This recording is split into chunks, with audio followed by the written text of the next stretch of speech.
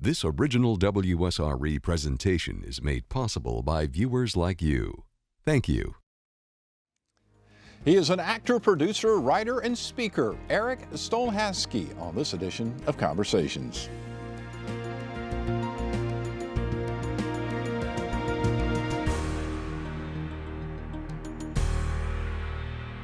He might be best known for his character Rabbit in the motion picture Super Troopers, but Eric Stolhaske is much more than an actor.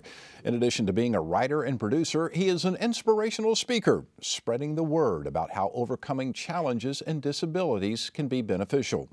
You see, Stolhaske was born without a fibula and has a wooden leg, a challenge that he has not allowed to hinder his success. Here is a look at some of his work. To passport! Yo-lay-yo-lay-yo-lay-yo!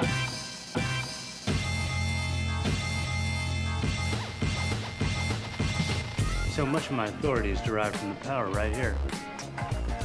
Hey guys? Hey, Rabbit. Yeah, I know, you got beautiful big brown lips. So why haven't you ever talked to me before? Was intimidated. You're very intimidating. You Lampoon and Mimi Jakes? Of course not, sir. You want to punch in the eye, guy? Oh, God, no.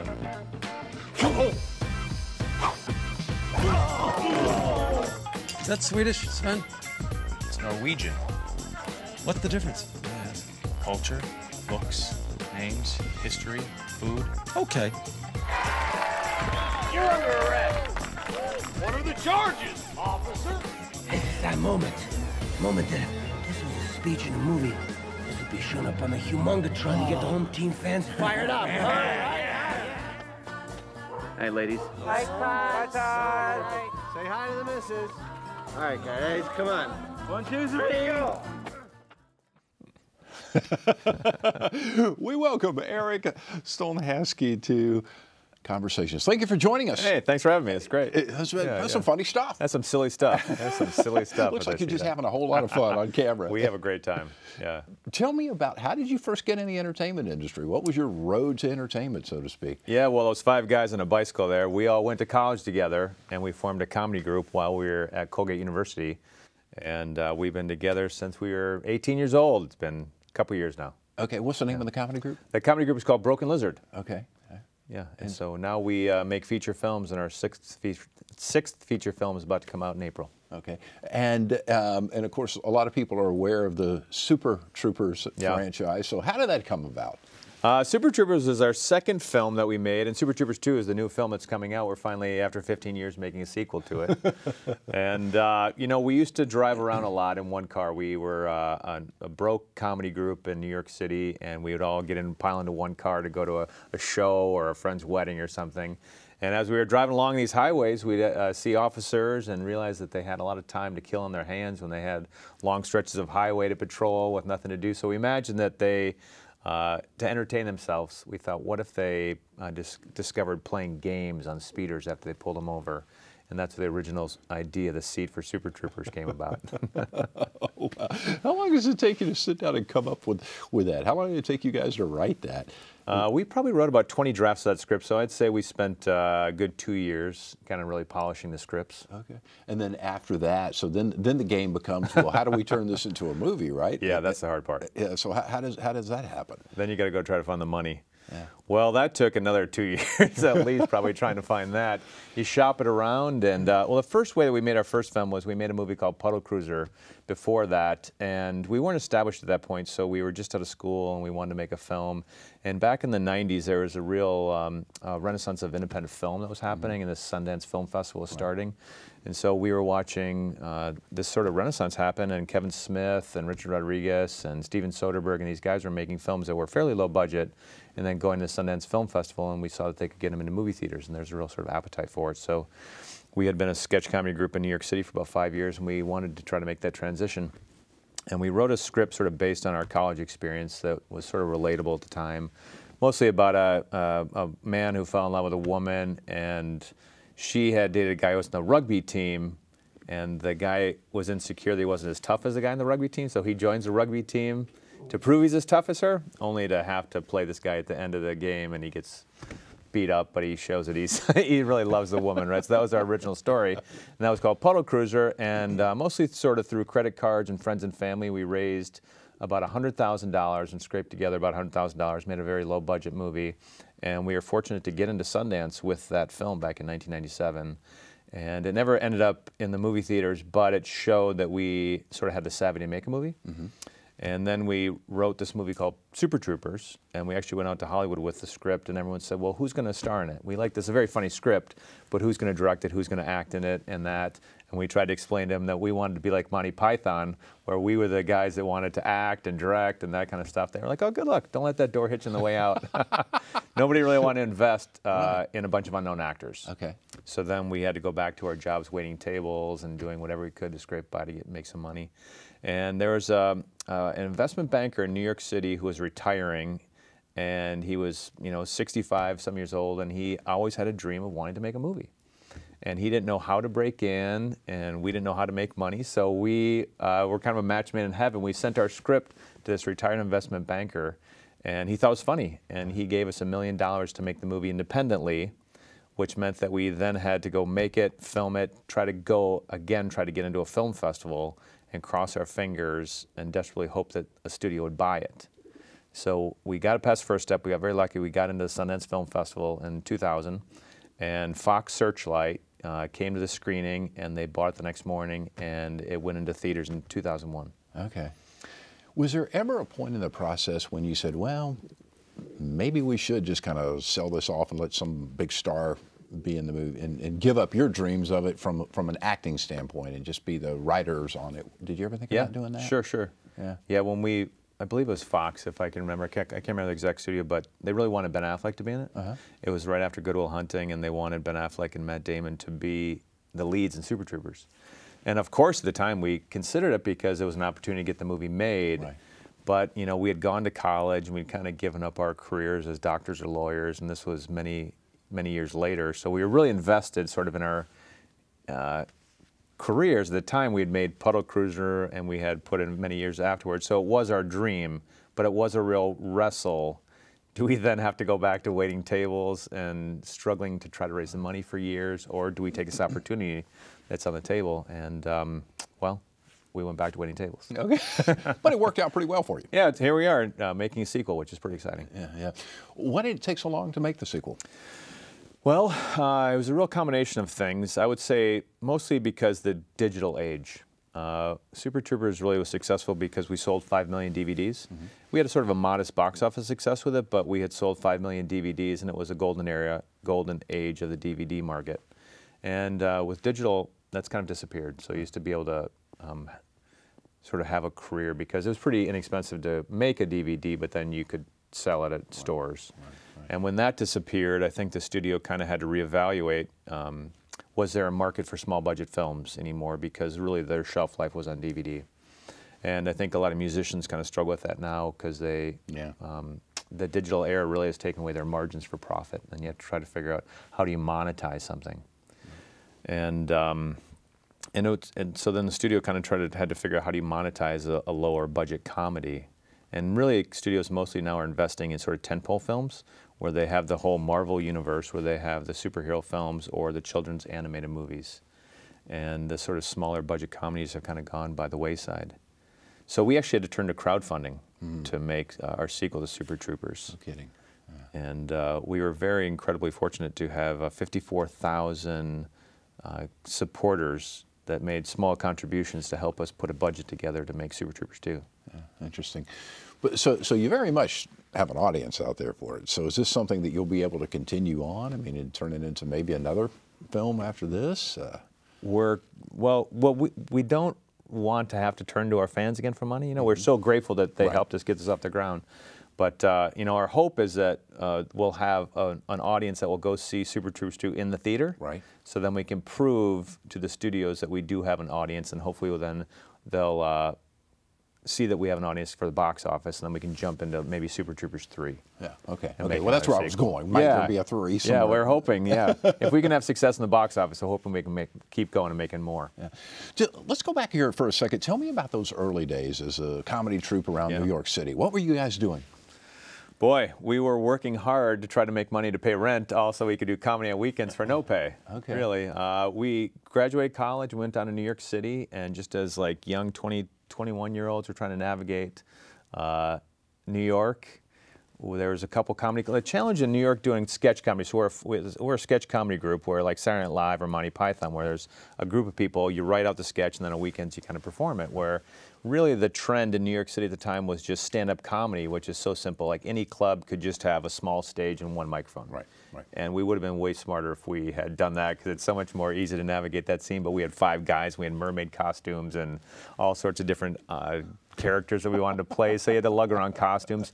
And we also had to try to find a time to change in those costumes, so we would create 3-minute videos like you might see now on YouTube or such, but at the time we would have to go shoot it, edit it, have it on a VHS tape, bring a big TV and a VCR, put it into the tape, and we'd make those 3-minute videos so we could go backstage to change costumes. Okay. So one person might go on stage, do a sketch.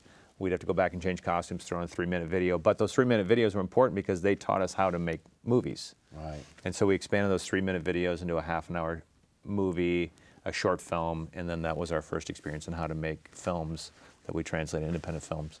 But for 5 years, we kicked around small cabaret bars in New York City, just trying to hone our craft. Were you kind of doing something like, say, Second City in Chicago, that type of approach? We really were just kind of trying to figure out how to do it ourselves. We would go to different clubs and ask if we could have space, and the only way that you could get space was if you could bring in customers who would buy 2 drinks. Every customer had to buy 2 drinks, and we had just graduated college, so we begged all of our college friends to come to these cabaret clubs in the West Village in New York. And fortunately, we had enough supporters from school that were able to make them happy, I guess. And then we built a small audience, and they just kept going for about 5 years. Do you do any just stand-up on your own? I do. I head off to Ontario next week for a tour of Canada. Do you enjoy doing that? Yeah, it's fun. It's really fun to have live audience and interact with audience members. What's more difficult, doing the sketch comedy with a group or doing the stand-up? Well, you know, sketch is nice because you get to shoot as much as you want. When you're making a movie, if you can do 20 takes. Right. But when you're doing live audiences, you know, it's just the joke has to be hit on the first take. Yeah.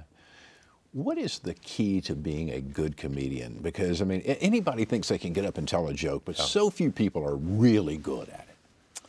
Boy, I think if there was an answer to that, we'd have a lot of really great comedians. Yeah. I don't know. It's kind of hard to say. I mean, maybe the way that you look at the world, or maybe the way you can have a take on something.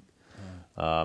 You know, in Super Troopers, we were good friends from college for a long time, and we would tell jokes to each other, or we would just have what we call riff sessions, where we're just kind of having a great time. And if something made us laugh, we would then try to translate that to paper.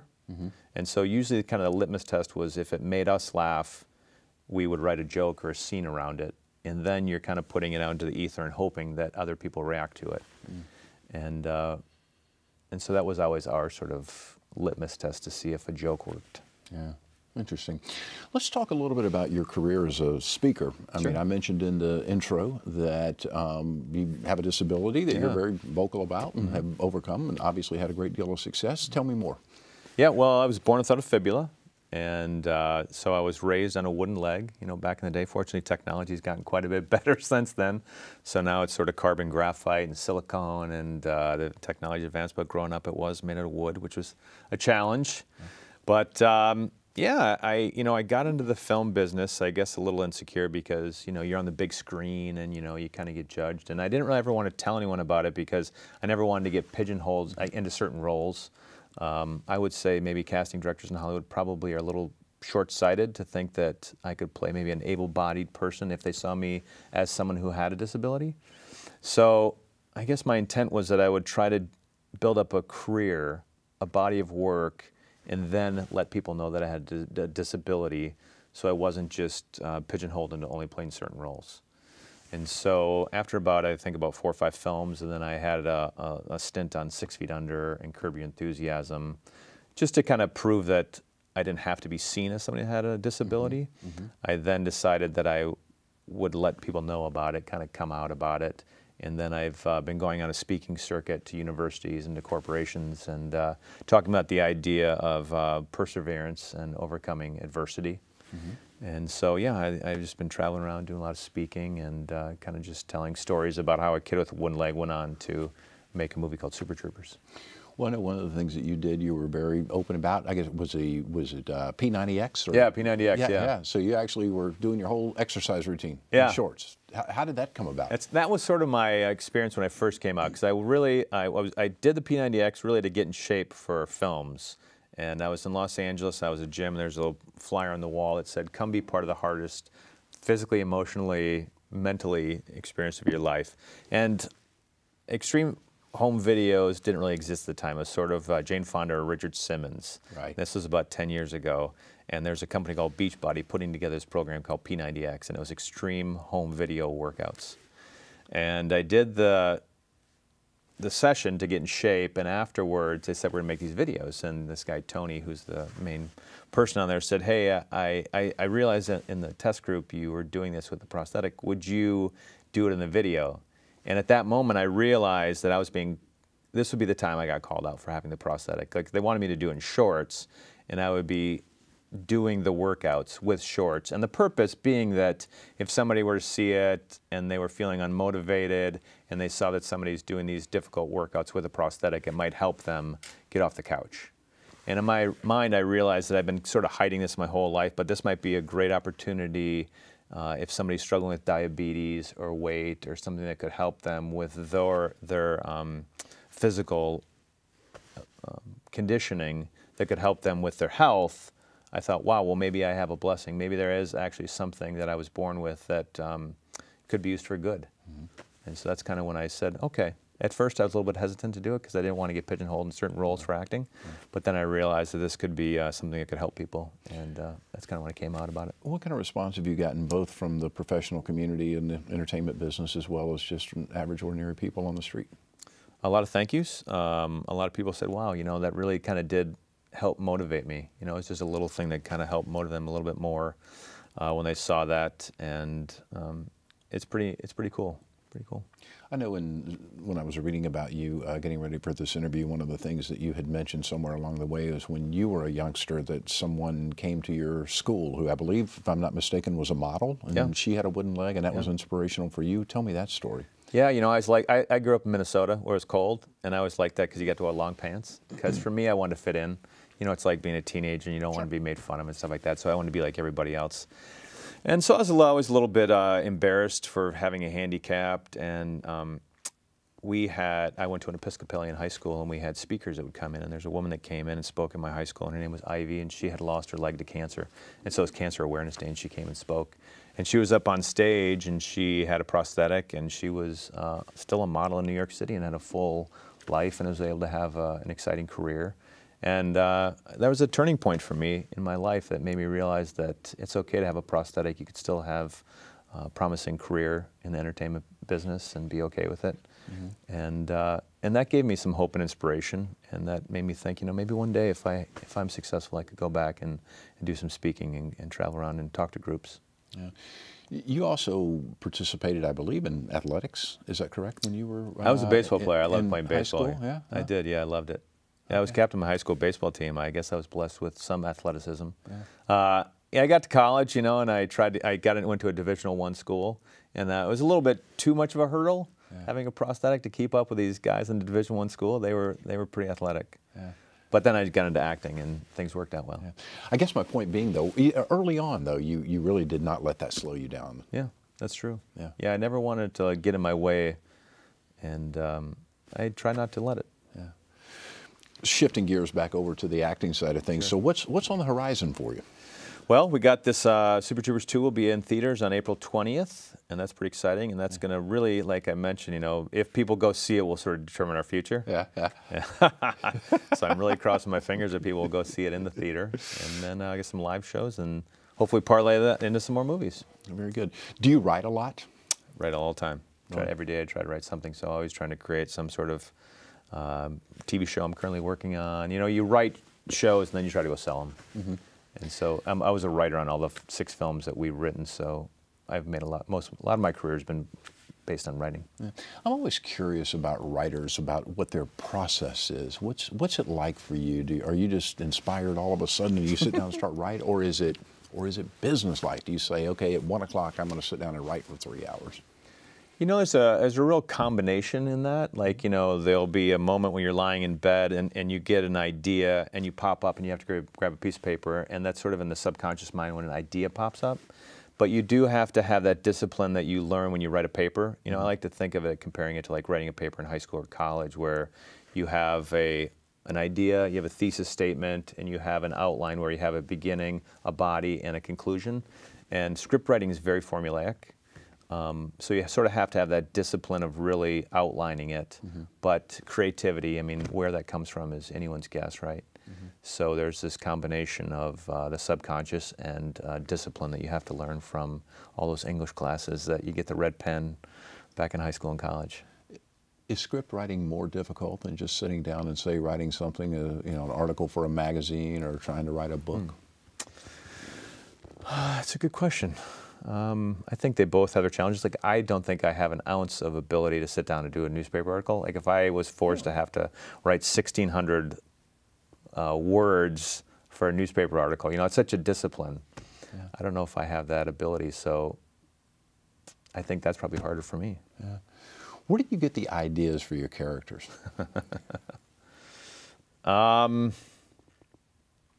I will say for Rabbit and Super Troopers, we thought of like somebody who was earnest. What we tried to do for our characters in Super Troopers was give each person a point of view. So for one example, one guy was sort of the wild person who always had a wild hair. And then the opposite of that would be somebody who's earnest. And you know what that point of view is going to be if something happens, how one person will say something and the other person will respond to it. Like Farva is a very beloved character in Super Troopers, and he's kind of the oaf, right? So they're kind of based on stereotypes in a way, and then each actor is able to sort of bring its own life to it. Okay. Do you borrow stuff from, would you see somebody on the street and say, I'm going to incorporate them, or I'm going to incorporate, you know, a certain behavior into a character somewhere along the way? Yeah, it's often sort of taking that stereotype, right? You're kind of looking through life and you see how people respond, and you kind of get inspiration from characters you see in life. Yeah. Absolutely. Always having a notepad and pen and writing things down. Absolutely. Any desire to write a book? Yeah, I've started working on it. I have about 76 pages of an outline that I've been working on, sort of just telling funny stories of growing up. The title that I was thinking of was Everybody Has a Wooden Leg. Okay. Because as I travel around and speak, I realize that everyone comes up to me and they say, you know, I have a wooden leg of sorts. Because then I talk about it, I say, you might not have a prosthetic leg, but everyone has a wooden leg of some sort. And then everybody has some sort of obstacle that they have to overcome in life. So I think we all have wooden legs of our own. Yeah. What was growing up with a wooden leg like that, what was the toughest part for you? What was the toughest thing as a youngster for you to overcome? Well, besides them breaking, that was think about that, I guess, yeah. There was a time when there was a technology change going from wood to sort of foam legs, and there was a thing called the Seattle Foot, and I was chosen to be a guinea pig for a new thing called the Seattle Foot. And they had toes and silicone, but they hadn't really perfected the technology of it. And I was very athletic, and so there were times when I'd be like running, and my foot would literally snap in half. And I'd have to go get a new leg. And fortunately, I was a guinea pig, so they were giving me these free feet. But that was the most challenging if I had to choose from a strictly physical point of view. But I would probably say from a mental point of view, is just always as a kid trying to fit in and be like everybody else. I never really felt like I was like everybody else because I had a handicap or disability. And it's a weird word to think about because a lot of people watch the films and they say, oh, I could never tell. So I don't know if people say, well, I don't know if I think of you as disabled or having a handicap, but I guess, you know, by definition I am. What advice would you give some young person who has some sort of handicap or disability that's a challenge for them? Well, I think it's what makes you unique. You know, at the time, I think when you're growing up, you don't want to be seen as that, right? You want to fit in and be like everybody else. But if there's ever a way to be able to realize that's kind of the gift that you're given, is that gift of uniqueness. And if you can wrap your mind around that and accept it, I think it's easier to accept yourself. Any real I don't know, suggestions to being able to wrap your mind around that? Any, I don't know, way to deal with it better? Well, I think when you see media and technology and films and stuff, you start seeing more people like ourselves. We start seeing people in movies that are handicapped now, and it's not just beautiful people in bikinis anymore. We start to see real life and realize that we're just like everybody else. And it's nice to see that transformation. Hopefully, if people who grow up with handicaps or whatever that means, whatever that handicap is, and we start seeing more people in film and TV and people around us who are doing cool, interesting things, like the Paralympics. You start seeing commercials now. It's not just for the Olympics. There's commercials all over the place for the Paralympics. And man, they're just incredible human beings and stuff they're seeing and doing. So I think it's becoming more part of culture today, which is exciting. And overall, just your overall message when you talk to adults and kids alike, I mean, I guess just in 2 or 3 bullet points, what do you really want to leave them with? Life's going to throw curveballs. Accept it. Be persistent. Be determined. The story that I tell is that I'm a kid growing up with a wooden leg, and there's a lot of challenges to overcome that. But also in life, like making movies is also equally challenging, right? So hopefully we can take that ability of overcoming adversity with anything, in any wooden leg we might have, and also trying to apply that to the workplace and other dreams we have. I would say just have determination, have perseverance, and trust that it can work out. Yeah, I guess it's the toughest thing for so many people. It's just once they get knocked down, is the getting back up part. Yeah, I always say, I make the analogy in skiing. I'd go skiing, and my mom would say, you're going to fall down, but just get back up over again and again and again, and soon that becomes a habit, and that can be a habit that you can translate into life. Very good. In about 1 minute, where can folks find you?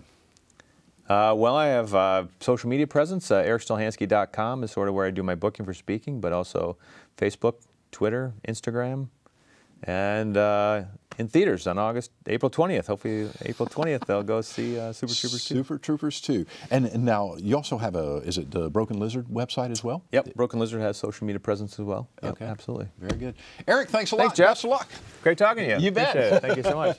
Very good. By the way, EricStolhansky.net is the website, as he just mentioned, and also we mentioned that BrokenLizard.com, so you can find all kinds of fun, exciting stuff on those 2 websites. More of our conversations online at WSRE.org/conversations, as well as on Facebook and YouTube. I'm Jeff Weeks. Thank you so very much for watching. Hope you enjoy the broadcast. Take wonderful care of yourself. We'll see you soon.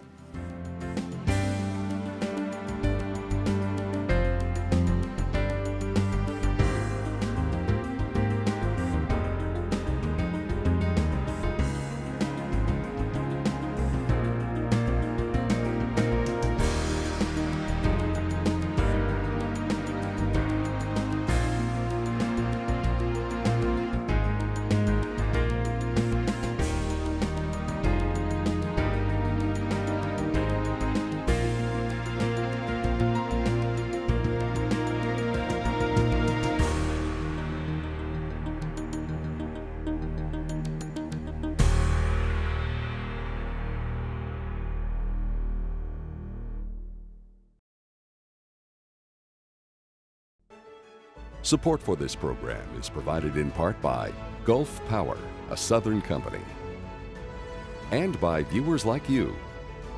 Thank you.